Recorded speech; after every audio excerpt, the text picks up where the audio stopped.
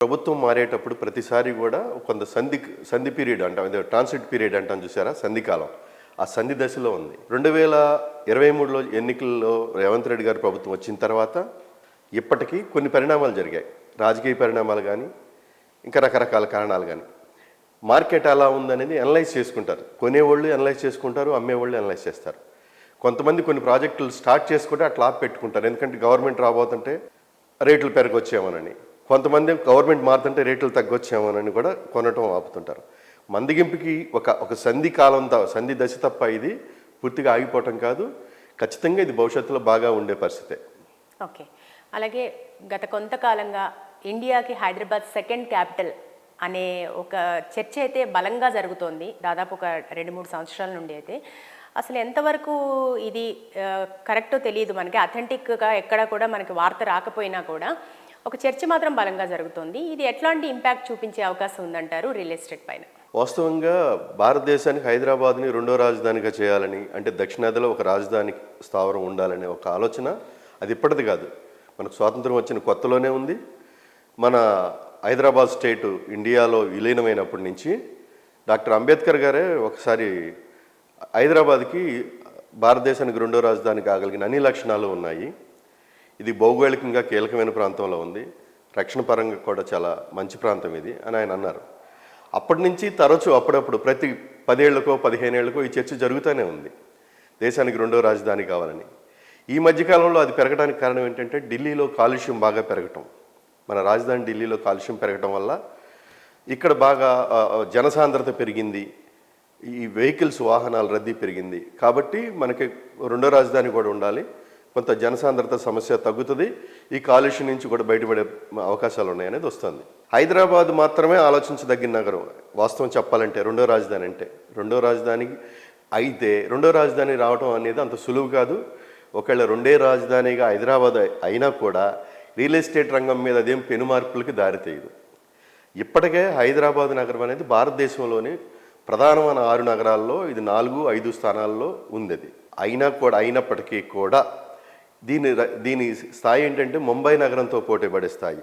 భారతదేశ ఆర్థిక రాజధానిగా చెప్పుకునే ముంబై నగరంతో పోటీపడే స్థాయి కేవలం హైదరాబాద్ నగరానికే ఉంది.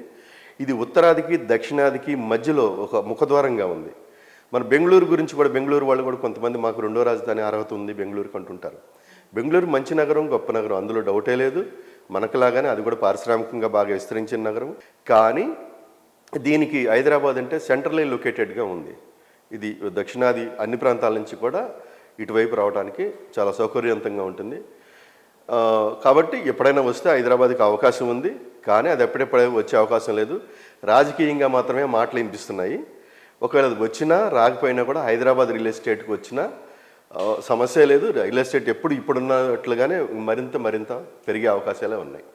ఒకవేళ వస్తే కానీ అది కూడా కాస్త అది కూడా 5%, 10% దీని గ్రోత్కి అది యాడ్ అవుతుంది, యాడ్ అని అంతే. చాలామంది బడా పారిశ్రామికవేత్తలు ఇక్కడికి వచ్చి సెర్చ్ చేసి వెళ్తున్నారు ఇంకా కొన్ని పరిశ్రమలు నెలకొల్పడానికి. అంటే ఈ సెకండ్ క్యాపిటల్ నేపథ్యంలో అనే వార్తలు వస్తున్నాయి. ఈ వార్తల్లో నిజమెంత? నిజంగానే కొంత సెర్చింగ్ జరిగిందంటారా? యాక్చువల్గా ఇది సెకండ్ క్యాపిటల్ నేపథ్యంలోనే కాకుండా అనేక అంతర్జాతీయ సంస్థలు, నేను పేర్లు ప్రస్తావించట్లేదు, అంతర్జాతీయ రియల్ ఎస్టేట్ సంస్థలు, జాతీయ స్థాయి రియల్ ఎస్టేట్ సంస్థలు మన హైదరాబాద్లో పెట్టుబడులకు ముందుకు వస్తూ ఉన్నాయి. మనం అప్పుడప్పుడు ఎకనామిక్స్ పేజీలో చూస్తుంటాం, పేపర్లో వాణిజ్య పేజీలో చూస్తుంటాం, వస్తున్నారు వాళ్ళు. అది రాజధాని దృష్టిలో పెట్టుకొని కాదు, ఇక్కడున్న గ్రోత్ను చూసే వస్తున్నారు. ఇది ఫార్మా రంగానికి, ఐటీ రంగానికి ఒక రాజధానిగా ఉంది ఆల్మోస్ట్. ఐటీ రంగంలో మనం బెంగళూరు పేరు చెప్తాం, హైదరాబాద్ పేరు చెప్తాం. ఫార్మా మాత్రం మనం మాత్రమే చెప్పుకోగలం. ఫార్మాకి హైదరాబాద్ మాత్రమే రాజధాని. ఇదే కాదు, ఇదొక కాస్మోపాలిటన్. అన్ని రాష్ట్రాల నుంచి ఎప్పటి నుంచో ఉన్నారు. బెంగళూరుకి దాదాపు 20-30 ఇయర్స్ నుంచి అక్కడికి రావటం మొదలైంది. మనకు 50 ఇయర్స్ నుంచి కూడా, అంతకుముందు నుంచి కూడా, నిజాం సంస్థానం ఉన్నప్పుడు కూడా మనకు అనేక రాష్ట్రాల వాళ్ళు ఇక్కడికి వచ్చి, అసలు హైదరాబాద్ స్టేట్ అంటేనే తెలుగు వాళ్ళు, మరాఠాయిలు, కన్నడిగులు ఇన్ని కలిస్తేనే హైదరాబాద్ స్టేటు. కాబట్టి హైదరాబాద్ సిటీకి ఆ స్థాయి ఎప్పుడూ ఉంది. ఇప్పుడు మీరు చెప్పినట్టుగానే ఫార్మా రంగం కావచ్చు, బయోటెక్నాలజీ కావచ్చు, డిఫెన్స్ సెక్టార్ కావచ్చు, టాప్ మోస్ట్ ఐటీ కంపెనీలన్నీ భారతదేశంలో ముఖ్యంగా చెప్పాలంటే హైదరాబాద్లో ఎక్కువగా లొకేట్ అయి ఉన్నాయి. సో ఈ ప్రభావం అంటే ఓవరాల్గా రియల్ ఎస్టేట్ని అంటే డౌన్ఫాల్ అంటూ ఉంటారు, కానీ అది తాత్కాలికంగా వచ్చిన ఫ్లక్చువేషనే భావించాలా మనం? ఎప్పుడు కూడా అండి కొన్ని ఉంటాయి. ఇప్పుడు బంగారం, భూమి, మనం ఏ వస్తువైనా చూసుకోండి దానికి డిప్రిసియేషన్ ఉంటుంది. కానీ బంగారానికి భూమికి డిప్రిసియేషన్ ఉండదు. పాత బంగారం ఇలాగా కలపలో కూడా టేకు చెక్కకి సంబంధించి ఇలా చెప్తుంటారు, పాత టేకుకి కూడా రేటు ఉంటుందని.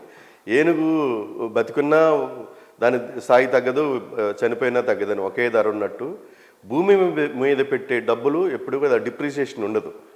ఎప్పుడైనా రేటు తగ్గింది అనేది ఒక చిన్న ఫ్లక్చువేషన్ అంతే తప్పిస్తే అదేమీ రేట్లు తగ్గడం కాదు. రేట్లు తగ్గడం అలా ఉంచండి. అసలు హైదరాబాద్ రియల్ ఎస్టేట్ గ్రోత్కి ఎటువంటి డోకా లేదు. అంటే అది ఒక ప్రభుత్వ విధానాలైనా జాతీయ అంతర్జాతీయ పరిణామాలైనా తాత్కాలికమే అంటారు. తాత్కాలికమే. ఇది ఒక స్థాయికి వచ్చేసింది శిరీష్ గారు. ఈ నగరం ఒక స్థాయికి వచ్చింది. గవర్నమెంట్ ప్రభుత్వం తాలూకు విధానాలు కాస్త అటు ఇటుగా ఉన్నా కూడా అది అలాగే నడుస్తూ ఉంటుంది. అది ఇంకా ప్రోత్సాహకరంగా ఉంటే ఇంకా ఉన్నత స్థాయికి ఎదుగుతుంది. అంతే తప్ప ఇదేమి డౌన్ఫాల్ అయ్యే అవకాశం హైదరాబాద్ రియల్ ఎస్టేట్ రంగానికి లేదు. చాలా మందిలో ఉన్న ఇంకొక అది అపోహ అనుకోండి, లేకపోతే డౌట్, ఒక టెన్షన్ అనుకోండి. అమరావతి డెవలప్ అయితే అంటే చంద్రబాబు హైదరాబాద్ని డెవలప్ చేశారు తన విజన్తో అనడంలో ఎటువంటి అనుమానం లేదు. ఇప్పుడు అదే అభివృద్ధి కనుక ఏపీలో జరిగితే ఇక్కడ పరిస్థితి ఏంటి? ఇక్కడ రియల్ ఎస్టేట్ ఏమైనా డౌన్ అయ్యే అవకాశం ఉందా? ఎట్లాంటి ప్రభావం చూపిస్తుంది అనే ఈ సందేహాలకి మీరు ఎట్లా అనలైజ్ చేస్తారు? యాక్చువల్గా ఇది ఒక సాపేక్షం అంటే కంపారిజన్. ఇది కొన్ని రంగాలు ఉంటాయి. ఇక్కడ ఇది పెడితే అక్కడి నుంచి వాళ్ళు వస్తారో, అది పెడితే వీళ్ళు వస్తారని. ఇప్పుడు హైదరాబాద్ పెరుగుతుంటే బెంగళూరు పరిశ్రమలన్నీ హైదరాబాద్కి వచ్చేస్తున్నాయని, లేదంటే చెన్నైలో పెరుగుతుంటే చెన్నైలో గొప్ప గవర్నమెంట్ రాగానే హైదరాబాద్ పరిశ్రమలన్నీ అక్కడికి వెళ్ళిపోతున్నాయని, లేదంటే అక్కడ జగన్మోహన్ రెడ్డి వస్తే ఒకలాగుంది, చంద్రబాబు నాయుడు వస్తే ఒకలాగుంది అనేది ఇవన్నీ కూడా అపోహలు. ఒక స్థాయికి వచ్చిన తర్వాత అది ఏది పనిచేయదు. ఒక స్థాయికి హైదరాబాద్ నగరం ఒక బాహుబలి. దీన్ని ఏ నగరం డెవలప్ అయినా కూడా అది మన తెలుగు నగరమే. విజయవాడ, అమరావతి, గుంటూరు, లేకపోతే వైజాగ్ ఇవన్నీ మన తెలుగు నగరాలే. మన హైదరాబాదు మన తెలుగు నగరమే. కానీ హైదరాబాద్ అనేది మన తెలుగువారి మహానగరం ప్రస్తుతానికి. అక్కడ వాళ్ళు ఇంకో 2 మహానగరాలు డెవలప్ చేయటం, వైజాగ్ ఒక మహానగరంగా, విజయవాడ, అమరావతి కలిపి ఒక మహానగరంగా అభివృద్ధి చేయడానికి వాళ్ళు ప్రణాళికలు వేస్తున్నారు. అందులో సక్సెస్ కూడా అవుతారు. మీరు చంద్రబాబు నాయుడు గారి గురించి చెప్పారు.